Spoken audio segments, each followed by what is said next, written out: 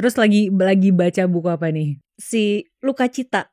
Ini kalau nggak salah tentang apa ya? Apa bisa diceritain Ibu? Booktuber ada yang review terus tapi aku udah lama gitu nonton video reviewnya. Ada isu yang menarik gitu kalau nggak salah di dalam situ. Ini kalau aku baca yang review di Goodreads dibilangnya, aduh ini tuh kayak buku tentang kesehatan mental tapi versi fiksi gitu, ada yang ngomong gitu. Terus jadi gimana menurut kamu? Menurut aku ya bukunya bagus sih. Jadi ceritanya kan memang tentang seorang perempuan sama seorang laki-laki lah ya. Ini maksudnya cerita cinta pasti kan. Jadi si yang ceweknya ini dia tuh mantan atlet catur. Oke. Yang kemudian kayak memutuskan untuk keluar dari situ karena dia punya beberapa masa lalu yang gak enak lah. Jadi kayak memang dia main catur tuh awalnya diminta orang tuanya gitu, dipaksa gitu ya. Karena ceritanya tuh dia gak punya, dia punya disleksia kan. Jadi kayak digambarinnya dia tuh lambat dalam apa ya, misalnya membaca lambat, jadi kayak untuk memproses segala sesuatu tuh lebih lambat daripada teman-temannya kebanyakan gitu. Terus dia dilatih untuk main catur dari kecil, tapi memang gak pernah menang gitu, cuman kayak ditekunin terus gitu sampai akhirnya suatu hari dia berhasil menang. Cuma ternyata ini bukan spoiler sih kayaknya, bukan spoiler.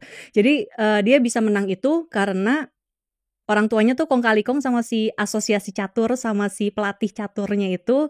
Untuk jadi dia udah bayar kayak nyuap si asosiasi sama pelatihnya tuh untuk si pelatihnya tuh bisa tahu trik-trik yang bakalan dimainin sama lawannya tuh kayak gimana sih gitu. Jadi pas lagi latihan tuh dia kayak udah dikasih tahu nih, ini ntar lawannya ini dia bakalan pakai gerakan gini nih. Jadi pas lagi tanding ya dia bisa menang lah karena udah dilatih gitu. Terus suatu hari dia ada beberapa teman kan yang pecatur juga, ada satu yang sahabatnya ini bunuh diri karena kalah dari si tokoh utamanya ini gitu. Terus gara-gara itu dia sempat kayak aduh gara-gara dia nih jadi merasa bersalah gitu ya. Merasa bersalah. Oh lumayan ini juga ya, berat ya topiknya ya. Lumayan. Oke baik, jadi itu konflik utamanya. Ya itu nanti akan terungkap lah kebenarannya itu gimana. Tapi habis itu dia keluar dari catur. Terus dia kerja di semacam agency gitu, branding.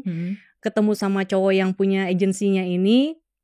Terus si cowok yang punya agensinya ini tuh kayak dia mendirikan agensinya ini tuh sebenarnya atas dasar idealismenya dia. Tapi karena satu dan lain hal, si perusahaannya dia ini tuh harus dijual ke perusahaan keluarganya. Jadi dia memang orang kaya gitu.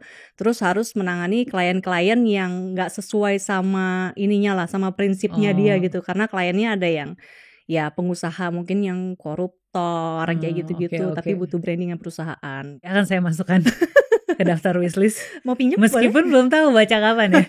Secara genre romance gitu. Beda ya. Agak gimana gitu. Kalau kamu ada lagi baca apa nih? Terakhir itu baru selesai baca Cinderella Addiction. Ceritanya adalah tentang tokoh utamanya yang tertimpa kemalangan terus-terusan.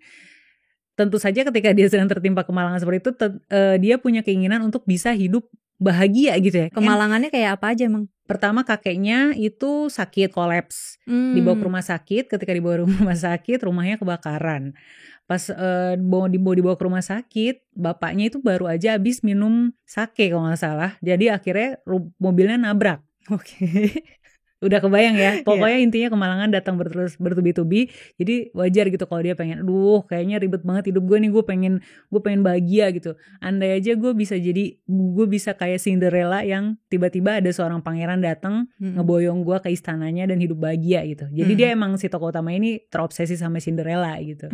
Sampai akhirnya apa yang dia inginkan itu terwujud tanpa dia tahu bahwa ada harga lain yang harus dibayar gitu dari keinginannya itu.